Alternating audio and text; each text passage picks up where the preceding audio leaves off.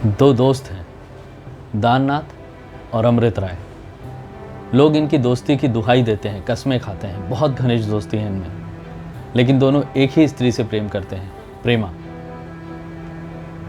अचानक अमृत राय जी का रुझान समाज कल्याण की तरफ हो जाता है और उसके लिए वो अपना सर्वस्व त्याग देते हैं। आजीवन अविवाहित होने का निश्चय ले लेते हैं और अपने मित्र दाननाथ से उस लड़की का विवाह करवा देते हैं। सब कुछ जानते बूझते हुए भी दाननाथ अमृत राय जी से ईर्ष्या करने लगता है। उसको हीन भावना का अनुभव होने लगता है। वो उनको नीचा दिखाने की ठान लेता है।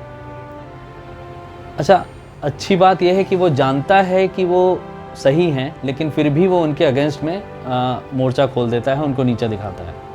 उधर दूसरी तरफ एक और स्त्री है जिसका नाम पूर्णा है, जिसके शादी के कुछ ही वर्ष हुए थे और वो विधवा हो गई। पति के ना रहने से वो दाने दाने को मोहताज हो गई। उसे मजबूरन किसी और के घर आश्रित होकर रहना पड़ा और फिर उसे कुछ चाही अनचाही परिस्थितियों से गुजरना पड़ा। रिश्तों और समाज की इसी उधेड़-बुन को दर्शाता हुआ ये उपन्यास है, जिसको मुंशी प्रेमचंद जी ने 1931 में 1931 में लिखा था। इसका नाम प्रतिज्ञा है, जो मैं आज पढ़ रहा हूँ, आपके सामने शेयर कर रहा हूँ। मेरा एक गिल्टी कन्फेशन ये है कि ये मेरी पहली हिंदी बुक है मेरी कॉन्शियस मेमोरी में, जो मैंने एंड टू एंड पढ़ी है। आगे और कोशिश करूँगा और आपके साथ शेयर करूँगा। अच्छा उपन्यास है। ये सोचने पर मजबूर करता है कि 1931 में लिखी होने के बावजूद उस समय के सोशल एटमॉस्फेयर को दर्शाती हुई ये किताब आज भी कितनी रेलेवेंट है। हमें आज भी ऐसे एग्जाम्पल्स देखने को मिल जाते हैं जहाँ महिलाओं के अधिकारों का हनन हो रहा है या उन्हें दूसरे से कमतर माना जा रहा है, उन्हें दबाया जा रहा है, बोला जा रहा है कि आप डिपेंडेंट हो, आप किसी पुरुष के साथ ही निभा पाओगी या आपको किसी की ज़रूरत है, किसी मेल इंसान की। ये उपन्यास ऑन द कॉन्ट्री ये भी दिखाता है कि उस समय की सोच भी कितनी खुली हुई थी, जब दोनों पहलू पे पूरी गर्मजोशी से विमर्श हो रहा था। Both the sides were being represented in any conversation. इसमें आपको बहुत सारी इंटरेस्टिंग वन लाइनर्स और कन्वर्सेशंस मिलेंगे, जिनमें से एक आध मैं कोट करता हूँ। ये किताब जो मैं पढ़ रहा हूँ ये पब्लिश्ड है by Maple Press Private Limited. इसलिए मैं पब्लिशर बोल रहा हूँ क्योंकि जो पेज नंबर बोलूँगा वो इस किताब से रिलेवेंट होगा, क्योंकि I am sure there must be multiple publishers of the same book Pratigya. So page number 97 में एक बहुत अच्छी सी लाइन है जो सुमित्रा पूर्णा को बोलती है।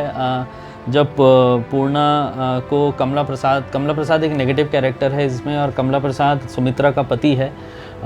इन दोनों के बीच में रिश्ते बहुत अच्छे नहीं हैं और कमला प्रसाद पूर्णा को चिकनी चुपड़ी बातें करके लुभाने की कोशिश करता है। तो सुमित्रा उसे समझाते हुए बोलती है कि धन से आदमी का जी भर जाए, प्रेम से तृप्ति नहीं होती। ऐसे कान बहुत कम हैं जो प्रेम से शब्द सुनकर फूल ना उठें। बहुत बड़ी लाइन है।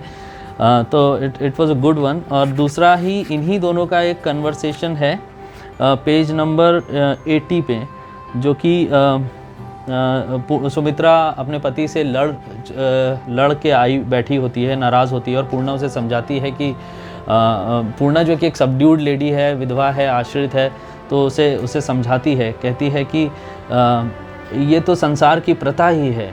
पूर्णा कह रही है ये तो संसार की प्रथा ही है बहन। मर्द स्त्री से बल में, बुद्धि में, पौरुष में अक्सर बढ़कर होता है, इसलिए उसकी हुकूमत है। जहाँ पुरुष के बदले स्त्री में ये गुण है, वहाँ स्त्रियों की ही चलती है। मर्द कमाकर खिलाता है, क्यों रोब जमाने से भी ना जाए। उधर सुमित्रा बोलती है, बस बस तुमने लाख रुपए की बात कह दी। यही मैं भी समझती हूँ, बेचारी औरत कमा नहीं सकती, इसीलिए यह दुर्गति है। लेकिन मैं कहती हूँ, अगर मर्द अपने परिवार भर को खिला सकता है तो स्त्री भी अपनी कमाई से अपना पेट भी नहीं भर सकती। लेकिन प्रश्न तो रक्षा का है, ये पूर्णा कहती है। उसकी रक्षा कौन करेगा? सुमित्रा बोली, रक्षा कैसी? क्या उन्हें कोई खा जाएगा, लूट लेगा? तो it's a very interesting conversation कि जहाँ पे दोनों ही पक्ष मिल रहे हैं। कहाँ पूर्णा उसे समझा रही है और सुमित्रा बोली है, be strong, fight for yourself. So अच्छी किताब है, अच्छा लगा पढ़ने में, पर्सपेक्टिव बना एक।